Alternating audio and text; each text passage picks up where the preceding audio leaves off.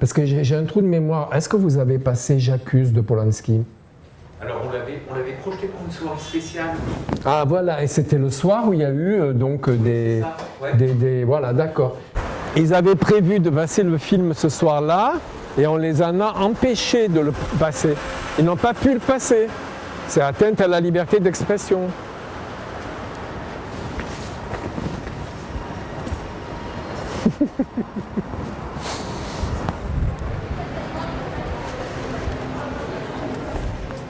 Bonjour.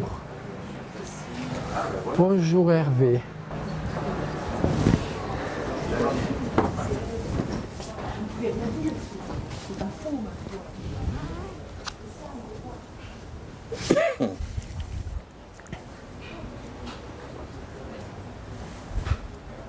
Et là, si tu devais arrêter sur un photogramme, ça serait lequel? Alors, je peux chercher peut-être, oui. Alors, voyons.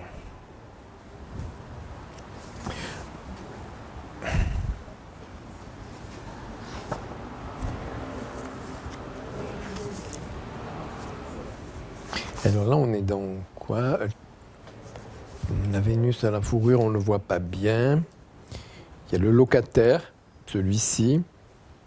Il y a le locataire, ici, c'est quand même un des films les plus intéressants. Enfin, ils sont tous intéressants, mais bon, le locataire, c'est quand même le film qui est une mise en abîme à la fois de ce qu'il a vécu pendant la Shoah, l'ostracisme, le fait d'être mis à part, et puis cette dualité entre homme-femme, puisqu'il est pris de possession dans cet appartement et il finit par se suicider déguisé en femme, puisque la précédente locataire de l'appartement finalement a envahi sa psyché. Ah, voilà les dessins des personnages qu'il a fait dans les années 50 quand il était à l'école de Łódź. Donc j'ai revu quelques Polanski, dont un à la télé, Chinatown, et puis je me suis dit, mais en fait, il y a très peu de livres consacrés à Roman Polanski, qui est pourtant une grande carrière, qui est un génie. Alors j'ai dit, bon, il faut que je m'emploie à réparer ce manquement. Alors, je me suis dit, l'écrire tout seul, c'était difficile parce que pour Polanski, il faudrait avoir plusieurs angles d'attaque, parce que son cinéma est tellement différent, tellement multiforme, que ce soit le genre thriller ou que ce soit le genre film historique, je pense évidemment à J'accuse, que je me suis dit, je vais de nouveau, comme je l'avais fait pour Bruno Dumont, pour Fellini différemment, contacter des... Voilà. Et là, du coup... je voulais deux choses dans ce projet, c'était avoir la parité homme-femme, que je ne suis pas arrivé à avoir. Et puis la deuxième chose, c'était essayer d'avoir d'autres pays que la France, qu'on ne reste pas toujours pareil, franco-français.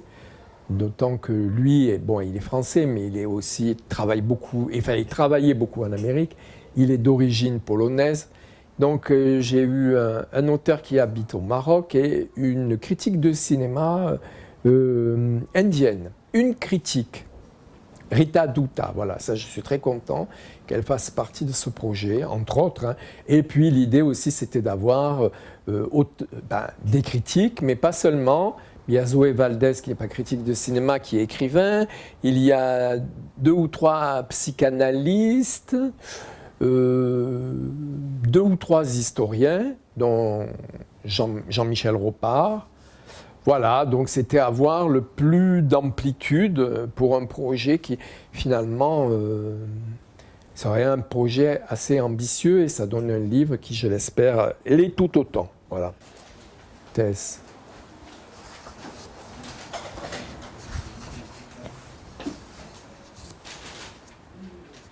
C'était Sharon Tate qui l'avait lu juste au moment, juste un peu dans l'année qui a précédé justement son assassinat par la secte satanique, là, en Californie. Et quelque part, comme elle aimait beaucoup ce roman, c'est en fait quelque chose qu'il a réalisé plus tard, qui lui tenait à cœur.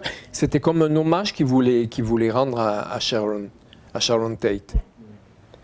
Et c'est pour ça que quand ça a été le moment, et évidemment la révélation du film, c'est Nastasia Kinski, qui était donc la fille de Klaus Kinski, comme tout le monde le sait, et qui crève l'écran. Elle est vraiment... et je crois que le film a contribué d'ailleurs encore plus que les autres à sa carrière.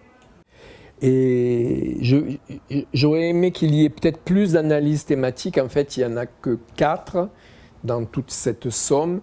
Et quand 2 personnes avaient choisi le même film, je trouvais que c'était intéressant de les garder toutes les deux parce que ça donnait 2 angles d'approche différents. Donc, notamment le J'accuse. On a un point de vue d'historienne et on a un point de vue de féministe. Évidemment, le facsimilé de la première page de l'Aurore avec le J'accuse de Zola. Là, c'est Marcello Mastroianni dans ce film qui n'est pas très connu, qui s'appelle Quoi, qui est un film qu'il a réalisé un petit peu, justement, après sa période noire de Californie, où sa femme avait été assassinée, et qu'il a réalisé en Italie. Avec l'argent de Carlo Ponti, le producteur, mari de Sophia Loren.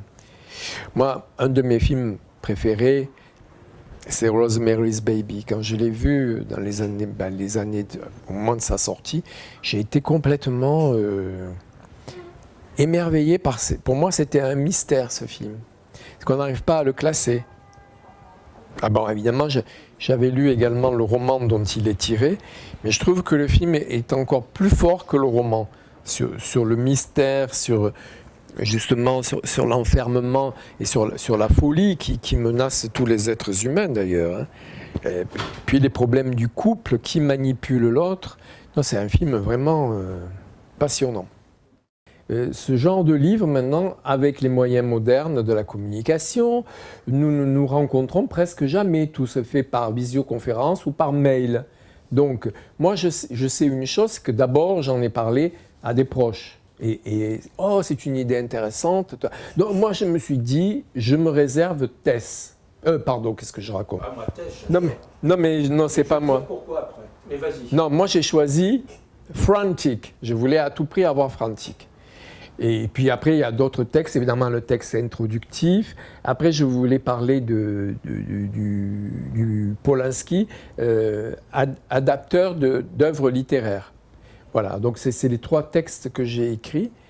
Et donc, quand j'ai proposé, j'ai par mail à tous les gens que j'avais sollicités et d'autres qui se sont désistés, bien sûr, je leur ai proposé, donc voilà, d'écrire soit sur une thématique, voici les thématiques que je propose, et les films, sachant que tel film sont déjà choisis. Et puis il se trouve que voilà. Et vers la fin, il me manquait quand même 2 personnes. Et donc c'est Dominique Legrand qui s'en est chargé. C'était ces 2 films de la carrière de Polanski qui sont moins connus. C'est Quoi, What, et celui sur le tournage d'une course automobile qui a été co-réalisé. Voilà.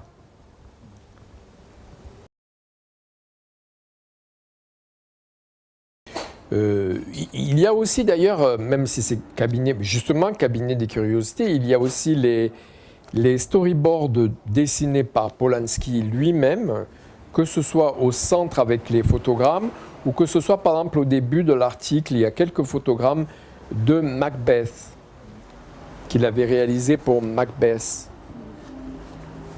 Et ce sont des photogrammes inédits que j'ai eus par Alexandre William Tiski, qui connaît très bien Polanski. Oui, il y a aussi quelque chose, c'est que dans ce livre, il y a quand même 4 ou 5 personnes qui connaissent bien, et même personnellement, Roman Polanski. Dont Michel Simon, qui l'a toujours défendu. Il y a celui que je viens de citer, Alexandre William Tiski. Il y a également Dominique Legrand qui a fait la préface, et sa préface, est basé sur des, comment dire, sa tentative, ça m'a rappelé Federico Fellini et moi, cette tentative qu'il avait de rencontrer Polanski, et il a réussi à assister à une partie du tournage de J'accuse.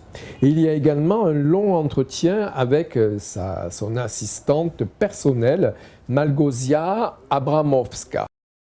Il a écrit une carte dans laquelle il remercie votre serviteur et en disant, en lisant votre livre, j'apprends beaucoup de choses sur mes films. Ben, je trouvais ça très, très gentil, il n'était pas obligé, et très flatteur pour toute l'équipe. Hein. Je ne prends pas les lauriers pour moi, parce que moi, en fait, j'ai été un petit chef d'orchestre. Voilà.